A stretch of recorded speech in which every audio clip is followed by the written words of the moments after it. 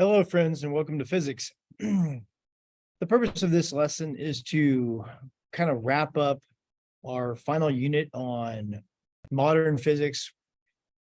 Bit of a choppy last unit.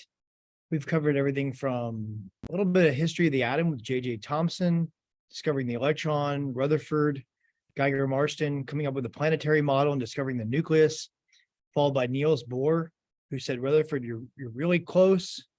You got the nucleus, you got it's positive, most of the mass is there, but the electrons can't be just anywhere. They're at these quantized energy states. So we're kind of wrapping up the year here. We went through that, the Einstein movie questions. We've talked a little bit about special and general relativity. Special relativity dealing with the two postulates about the speed of light in a vacuum being constant for all observers. General relativity deals with the warping of space and time. General relativity deals with gravity. They discuss that in the movie. We're looking for the solar eclipse so that we can see how the light around the sun has been bent to confirm general relativity. And as we wrap up, we're going back to special relativity and doing what we call time dilation and length contraction. So these are the two equations in this final lesson of the year. In case I know some fourth period, a lot of you folks missed last week. The AP exam schedule has been a little bit dicey. We're just finishing up the year with special relativity and a little bit about Kepler's laws. So special relativity dealt with, again, space and time and how fast the speed of light moves in a vacuum. And it turns out that the faster you move through space, the slower you move through time from another perspective. And these equations are legit. We actually have on satellites moving through space, maybe only at 10,000 miles an hour over a long period of time. They're no longer, the clocks on those satellites no longer match those on Earth. And so these special relativity, time dilation, length contraction equations are accounted for on many of these satellites. T prime is the observed time. That's usually going to be longer. So if I go, say, for instance, if I go on a trip or journey through space, the faster I go, the slower time is going to move from your perspective. My time is going to be here. And so we're going to do an example where if I went on a trip for 10 years, how long would that seem to you back on Earth? If I went on a trip for 10 years, what would be your perceived time? It's kind of like our Doppler shift equation. F prime, that observed frequency, is not a real frequency per se. It's the actual frequency is F, but what somebody observes is my F prime. And in this case, the actual time from a non-moving frame of reference is T, and then T prime is my observed time. Length is going to get smaller. Time begins to stretch out. Length gets compressed. So my shorter length, my compressed length, the faster you go, things seem to be shorter now as time begins to stretch out. And so the actual length will be here, and my observed length will be here. And so the last lesson we did with fifth and sixth period, and fourth period, this is for you guys and anybody else that missed fifth or sixth, dealt with this and a little bit about Kepler's laws. So let's do an example. We're going to see what would be the observed time for a 10-year trip where the person moving is moving at V is going to be 2.6 times 10 to the 8. That's really fast. I mean, that's nearing the speed of light squared. And what is C? C actually is the speed of light, 3 times 10 to the 8 squared. So this equation is a little bit to put in your calculator. You got 10 over the square root of 1 minus 2.6 times 10 to the 8 squared over 3 times 10 to the 8 squared. It's only when you approach the speed of light does the time really begin to noticeably change. If you're only moving at 10,000 miles an hour, it's really not that big of a change. But over months and months and months, years, the time will be off. We still have to account for that. But only here do you see that when I plug this in, I get about 20 years for T prime. So T prime here is going to be about 20 years. So if I'm moving that fast, 10 years for me ends up being like 20 years for somebody back on Earth. And likewise, I could plug that into, say, my length contraction. Feel free to pause the video and go back if you need to. Say I was passing by something that was a mile long. I can plug in any units here. Let's say I plugged in 1 mile and I did 1 minus the 2.6 times 10 to the 8 squared over 3 times 10 to the 8 squared. I would find that a mile long, something that was a mile long, would only appear to be about half a mile long. That would be my observed length. Length begins to contract as time begins to stretch. That's called length contraction and time dilation. It has to do with special relativity because of the speed of light. Remember, Einstein said, imagine being on this beam of light as I leave the clock tower. What would the image of that clock look like? It would look like as I approach the speed of light, like time would almost stop. It's stretching out. Cool. So there's one worksheet. There's 2 last worksheets for the year. One of them deals with time dilation, length contraction, special relativity. Those are examples to help you with that. Now, a little bit tricky, maybe getting into your calculator, but feel free to come by and I can help you. The last little bit here is Kepler's laws of planetary motion. So again, a little bit choppy, but this is what it is. We're almost done with the year. The last kind of lesson of the year is Kepler's laws of planetary motion. Johannes Kepler helped us kind of describe the motion of heavenly bodies here in our solar system.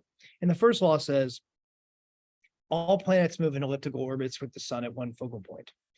The quiz on Wednesday for 4th period, Thursday for 5th and 6th period, is kind of open format. So you'll be able to write in the first law, or I could just say which of the 3 laws says all planets move in elliptical orbits. That'd be the first law.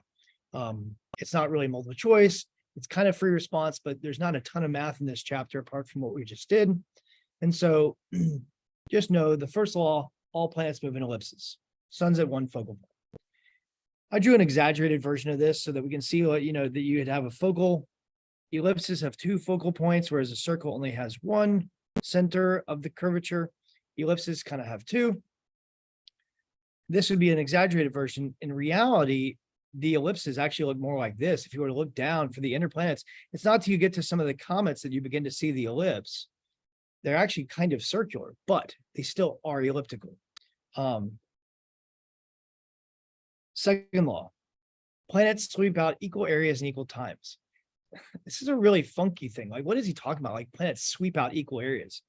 If 1 month passes here versus 1 month here, that means the area that planet would sweep out using a radial distance and sweeping out a certain area, those areas would equal. And it doesn't matter where. If a month over here or a month over here, it's equal areas and equal times.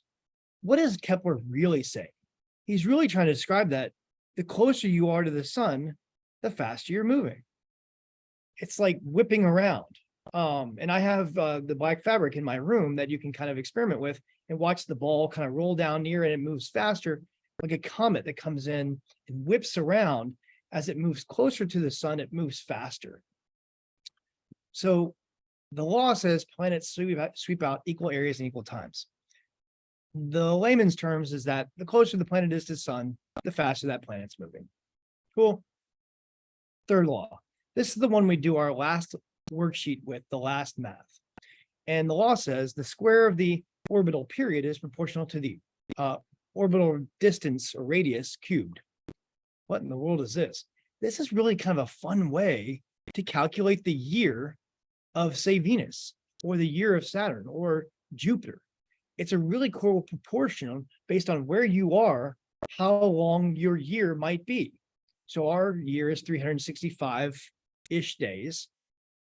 And we know that our distance to the sun is around 149 million kilometers. Okay. Well, you'll notice on the worksheet that the worksheet for this has a table of distances. And we're about 149 million kilometers from the sun. But we're also what we call that 1 astronomical unit. It's actually easier to use astronomical units for this. And an astronomical unit is 1 like Earth distance from the sun. Turns out Venus is only 0.72 astronomical units. Why? Because it's closer. Mercury is even closer. But if you get into like Neptune's like 30 astronomical units away. Okay, fine. So I can use those to calculate maybe the year of Venus in days. It's just a proportion. And it's really kind of cool. So I could use the Earth as my frame of reference and just say that, hey, look, I want to do, and it doesn't matter who goes where, but say the Earth is 365 days. And I want to know Venus's year in days. Call that X. You guys, X is everything, right? I don't know why. So I want to know Venus's year in days. I could do year in years and just put 1, but I want to know the year in days. I know that Earth's distance to the sun is 1 astronomical unit. I can use the big number in kilometers, but just use astronomical units. It's the same number, same ratio. And then R would be Venus's distance, which is only about 0.72 astronomical units. Well, you all will probably insolve or something like that. I'm going to cross multiply because I'm a little bit old school. So 365 squared times 0.72 cubed equals 1 cubed times x squared. Well, when I solve for x, 1 cubed is pretty easy. I end up getting about 223 days. Beautiful. So it turns out that Venus, which is close to the sun, has a year that's a bit shorter than ours, and that kind of makes sense. Kepler came up with this really kind of cool ratio for what a year is based on how far you are from the sun, how long it takes to go around the sun.